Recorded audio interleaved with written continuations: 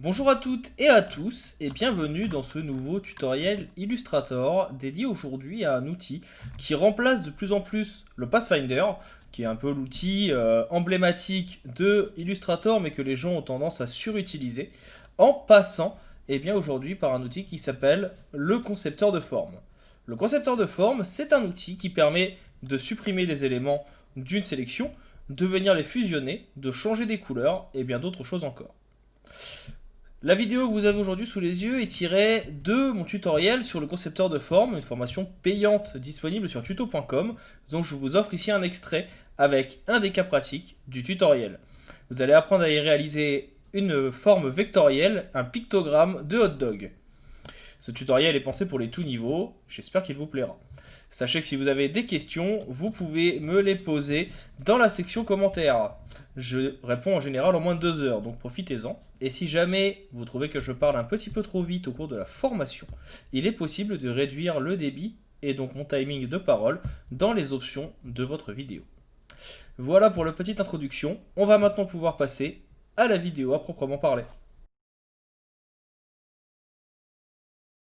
Alors, attaquons notre petit pictogramme ici de hot dog. Alors, il n'y aura pas énormément de concepteurs de forme, si ce n'est ici pour venir retravailler l'ombre. C'est pour ça que je voulais vous le montrer, parce que ça paraît toujours complexe au début, mais vous allez voir que ça se fait très facilement.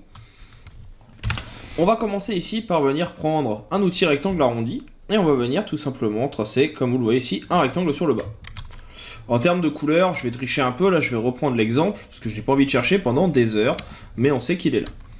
On va avoir en bas, ici, en cliquant avec l'outil sélection directe, la possibilité de venir arrondir notre pain. Et en haut, on va rester appuyé sur Shift, on va au contraire avoir quelque chose qui va être droit. Donc là, vous voyez tout de suite qu'on a le bas du pain. Et par contre, on a cette fameuse ombre ici. Et bien pour la faire, ça va être très simple. Je vais venir sélectionner ici mon objet, je vais le descendre un petit peu, et je vais appuyer sur la touche Alt. Ça me permet de pouvoir dupliquer en déplaçant mon élément. Et en faisant Alt et Shift, ici, je déplace les deux. Je vais donc avoir deux éléments qui sont séparés plus ou moins. Je sélectionne et je vais venir utiliser mon concepteur de forme pour supprimer, en appuyant sur Alt, la partie qui est ici. De cette façon, mon pain fait toujours la même forme, mais il y a deux tracés. Et en cliquant sur le tracé du dessous, qui est donc celui-ci, si maintenant je change la couleur, j'ai mon ombre qui est faite. Alors vous voyez que c'est pas très compliqué, ça se fait en quelques instants. Le principe sera le même au-dessus. Je dois venir réaliser ma salade. Je viens ici prendre la couleur de la salade. Je viens tout simplement sélectionner celle-ci. J'appuie sur Alt et je décale. Je sélectionne les deux, concepteur de forme, et j'annule celle de gauche. Je prends la salade qui est dans le fond. Je prends ma pipette. Et ici, j'ai fait mon ombre. Vous voyez que c'est très très simple. Et en quelques instants, on peut venir mettre en place cette ombre. On va même aller plus loin. Je prends ici mon pain, qu'on a déjà utilisé. Je viens faire un clic droit, transformation miroir, et en horizontal. Je clique sur OK, et j'ai mon Buns Duo qui est maintenant prêt. Vous voyez que j'ai été assez vite. On va venir reprendre maintenant un outil rectangle arrondi, ici, et on va juste venir tracer une petite saucisse. Donc là, on va prendre la pipette également et la mettre en rouge. Et cette petite saucisse, je vais prendre tous mes éléments. Alors hop, qui vont être plutôt ceux-là. Voilà. Et je vais venir centrer le tout. Mais vous voyez que ça décale. Pour éviter ça, je sélectionne ici mon Buns Duo. Je fais un CTRL G pour faire un groupe. Pareil pour celui du bas. Et pareil, tout simplement, pour ici, la partie de la salade. Maintenant, je sélectionne et je peux venir centrer. Ma saucisse est un peu trop grande. On va venir la réduire.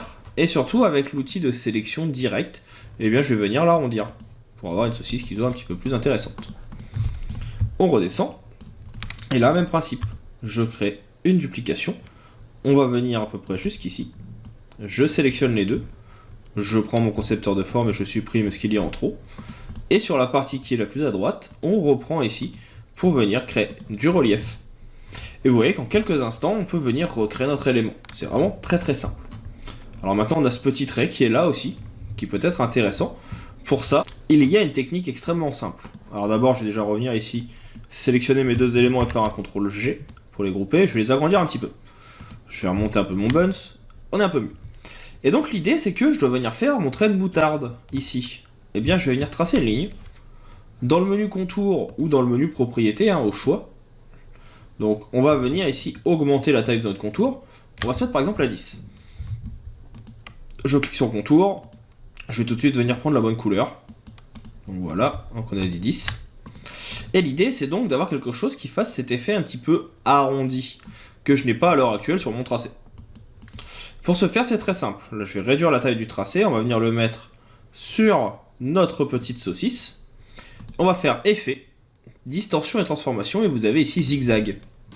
Zigzag, je clique sur aperçu, on va avoir un tracé qui va être très très droit. C'est pas forcément le plus adéquat, malheureusement. Pour arranger ça, très simple, on passe en arrondi.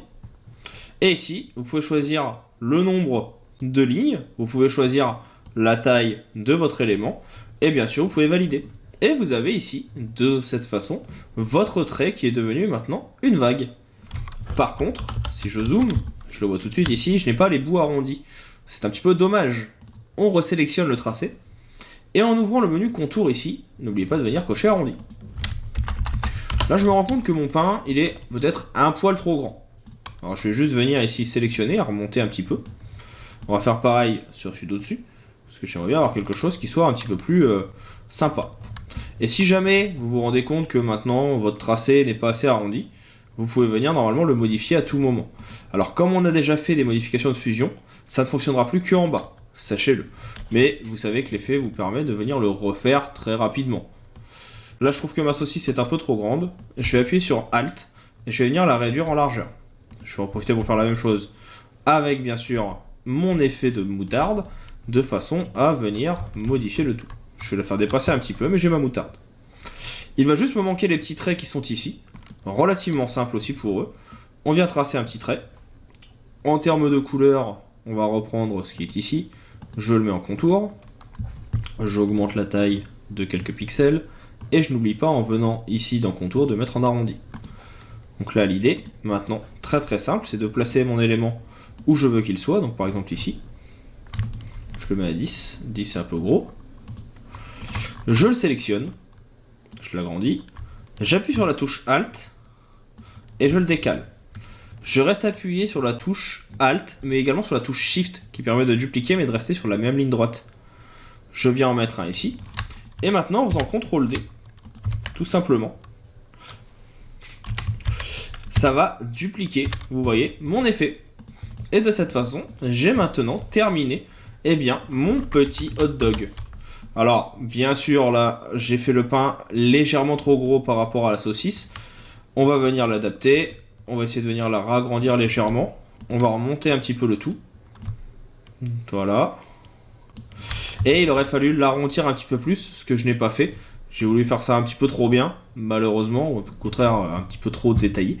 Et donc du coup, vous le saurez, il faudra arrondir un petit peu plus. Mais vous voyez qu'ici, on est venu faire les ombres maintenant très rapidement. Et tout ça grâce au concepteur de forme.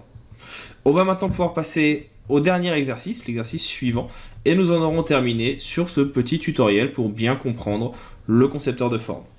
Hop hop, ne partez pas si vite.